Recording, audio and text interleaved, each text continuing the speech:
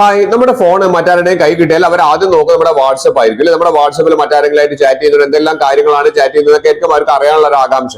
പക്ഷെ അത് കാണാതിരിക്കാൻ നമുക്ക് ചെറിയൊരു സെറ്റിംഗ്സ് ചെയ്ത് വെച്ചാൽ മതി. അതെന്താ ഞാൻ കാണിച്ചു തരാം. അറിയുന്നവരാണെങ്കിൽ ഇത് അറിയാത്തവർ കൂടി ഒന്ന് ഷെയർ ചെയ്ത് കൊടുക്കാൻ മറന്നു പോകരുത്.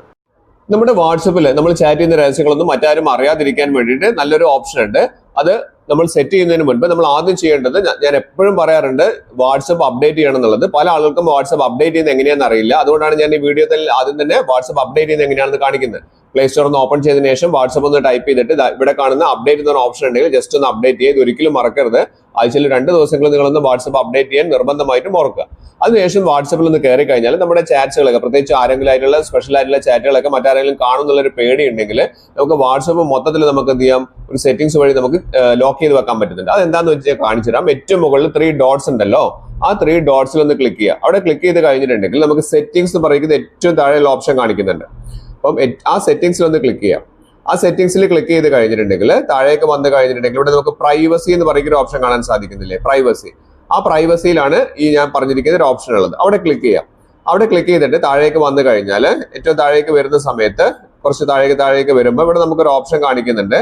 ആപ്പ് ലോക്ക് എന്ന് പറയുന്ന ഒരു ഓപ്ഷൻ കാണിക്കുന്നുണ്ട്. ആപ്പ് ലോക്ക് എന്ന് പറയുന്ന ഒരു ഓപ്ഷൻ എല്ലാവരുടെ ഫോണിലും ഉണ്ടാവും, ആൻഡ്രോയിഡിൽ നിർബന്ധമായിട്ടുണ്ടാവും. ജസ്റ്റ് ഒന്ന് അതിലൊന്ന് ക്ലിക്ക് ചെയ്യാം. അവിടെ ക്ലിക്ക് ചെയ്ത് കഴിഞ്ഞാൽ ഇവിടെ ആപ്പ് ലോക്ക് ഇവിടെ ഞാൻ എനേബിൾ ചെയ്ത് വെച്ചിട്ടുണ്ട്. ഏറ്റവും മുകളിൽ ഞാൻ നിങ്ങൾക്ക് വേണ്ടിയിട്ട് ഞാനത് കാണിച്ചു തരാം. ഇവിടെ പറയുന്നുണ്ട് നമ്മുടെ ഫേസ് ലോക്ക് അല്ലെങ്കിൽ ഫിംഗർ പ്രിന്റ് ഒക്കെ ഉപയോഗിച്ചിട്ടാണ് നമ്മൾ ലോക്ക് ചെയ്യുന്നത് എന്നുള്ളത്. അപ്പോൾ അതുകൊണ്ട് ഫേസ് ലോക്ക് ആണ് നമുക്ക് ഏറ്റവും നല്ലതായി തോന്നുന്നത്. അത് നമ്മൾ എനേബിൾ ചെയ്യാൻ വേണ്ടിയിട്ട് നമ്മൾ എന്താ ചെയ്യേണ്ടതെന്നുള്ളത് ഞാൻ ഇവിടെ പറഞ്ഞിരുന്നു. ഇതിന്റെ വീഡിയോ സ്കിപ്പ് ചെയ്യാതെ അവസാനം വരെ കാണാം. അപ്പം അത് എനേബിൾ ചെയ്യാൻ വേണ്ടിയിട്ട് നമ്മൾ ജസ്റ്റ് ഒന്ന് സെറ്റിംഗ്സിൽ പോവാം. നമ്മുടെ ഫോണിന്റെ സെറ്റിംഗ്സിൽ പോവുക.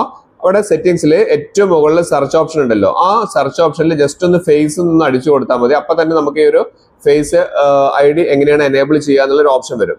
അവിടെ നിന്ന് ക്ലിക്ക് ചെയ്യുക. ഒന്നുകിൽ ഫിംഗർ എടുക്കാം, അല്ലെങ്കിൽ നിങ്ങൾക്ക് ഫേസ് എടുക്കാം.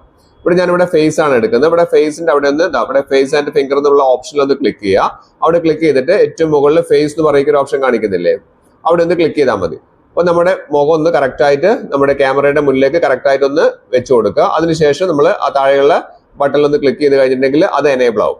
അത് എനേബിൾ ആയി കഴിഞ്ഞിട്ടുണ്ടെങ്കിൽ നമ്മൾ നേരെ വാട്സപ്പിലുള്ള ആപ്പ് ലോക്കിൽ പോയിട്ട് ആപ്പ് ലോക്ക് ഒന്ന് എനേബിൾ ചെയ്ത് കൊടുക്കാം.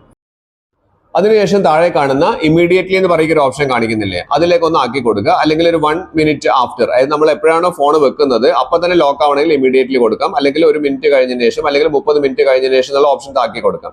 ഇനി അതിന്റെ താഴെ കാണുന്ന ഒരു ഓപ്ഷൻ ഉണ്ട്, ഷോ കണ്ടന്റ് എന്ന് പറയുന്ന ഒരു ഓപ്ഷൻ ഉണ്ട്. അതായത് നിങ്ങൾക്ക് ആരാണോ അയക്കുന്നത് എന്നുള്ളത് അവരുടെ പേര് കാണിക്കും. അല്ലെങ്കിൽ കണ്ടന്റിന്റെ ചെറിയൊരു ഭാഗം കാണിക്കണമെങ്കിൽ ഈ ഒരു ടിക്കും കൂടി എനേബിൾ ചെയ്ത് കൊടുക്കുക. എല്ലാവരും ഒന്ന് നിങ്ങളുടെ ഫോണിലൊന്ന് ചെയ്ത് കൊടുക്കുന്നത് നല്ലതാണ്.